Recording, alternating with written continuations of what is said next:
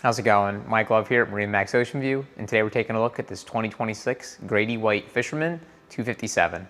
Starting on the back of the boat, we have a nice walkthrough on the transom.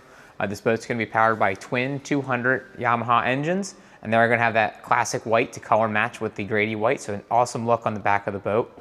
The transom, we're going to have this great size fish box. This is insulated, so it could also double as a cooler. A nice bait prep station on top of our live well in the corner. So this is a cutting board with a freshwater washdown right here. On the back of the lean post here, tackle storage, rocket launchers, the utility holder, it's a really nice feature. Additional rocket launchers overhead for more rod storage, as well as your high and dry PFD storage, keep everything out of the way. On the helm here, flip up and down, bolsters independent for the pilot and co-pilot on the helm. Grady-White leaves that dash open for you to pick whatever electronic suits you best. Digital throttle and shift on those 200 Yamahas, trim tabs, and your Fusion sound system and Yamaha gauge for engine diagnostics in real time. Coming around to the side of the boat here, easy access into this very deep head, and excellent finish on that.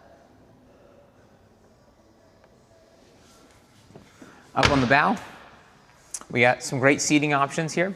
So seating forward, as well as these bolsters on the side that can flip forward. Use them as a bolster while you're fishing, or a comfortable backrest as you see here.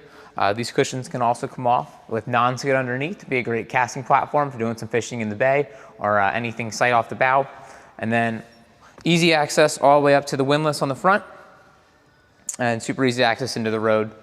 So again, this is Mike Love from MarineMax Ocean View, and this is our Grady-White Fisherman 257. If you'd like to see this boat or any of our other available inventory, love to have you stop by. Thanks, and see you out on the water.